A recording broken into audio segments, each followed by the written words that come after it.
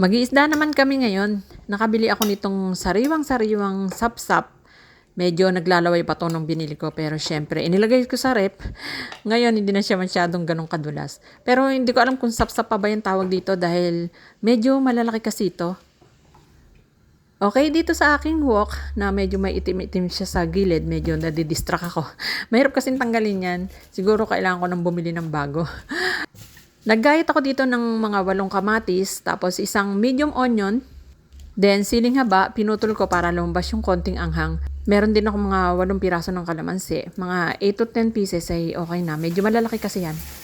Kukunin lang natin yung juice niyan para pampatanggal lansa din at saka masarap din yung maasim sa isda. Okay, squeeze ko lang lahat ng juice nito.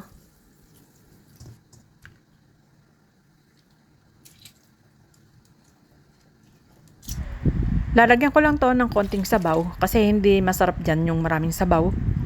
Mag-a-add din ako ng patis, pwede rin yung asin. Then maglalagay din ako ng seasonings. Ang bilis lang iluto nitong dish natin ngayon, kaya konting gas lang yung magagamit mo dyan.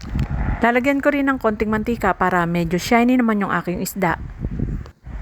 At pagkatapos niyan ay isasalang ko na. Papakuloan ko lang to sa medium heat na mga 2 minutes hanggang sa lumabas lang yung lasa ng ating mga ingredients. Mabilis lang naman kasing luto nitong ganitong isda. And ganyan siya kalaki. Madalang akong makakita ng ganito kalaki. Kadalasan ay maliliit lang tapos hindi pa fresh. Ito fresh talaga yung nabili ko. Medyo madulas-dulas yan. Okay, pagkatapos ng 2 minutes ay ilagay na natin yung isda. Ilalatag ko lang to sa ibabaw ng kamatis. Dahil sa sobrang ninipis lang naman ito, pag kumulo yan ay maaabot na rin yan ng sabaw. Masarap din itong isda na to, lalo pagka isinawsaw mo to sa patis na mayroong sili. Tapos mainit na mainit yung kanin mo or kaya isinangag, ang sarap. Okay, pagkatapos nyan ay tatakpan ko lang to at saka ko pakukulaan ng mga 2 minuto sa malakas na apoy. Yan, pagkatapos ng 2 minuto, luto na yan. Saktong-sakto lang yung sabaw niyan. Hindi yan marami, pero malasang-malasa yung sabaw.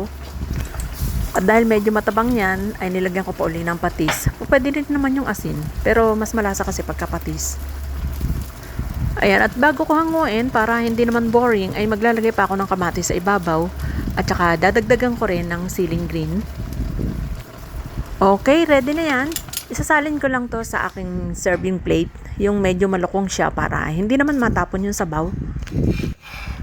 Ayan, pagka ganito talaga yung ulam ay nagkakamay ako. Mas gusto ko kasi yung kinukurot yung laman ng isda tapos lalagay mo sa gitna ng kanin tapos sasabawan mo. Yummy! Ayan, i-ready na natin yung mainit na kanin at kain na! Siguradong marami na naman yung makakain ko nito. Pipigain ko lang itong sili doon sa patis at napakasarap na sausawan yun. Okay, enjoy and thank you for watching.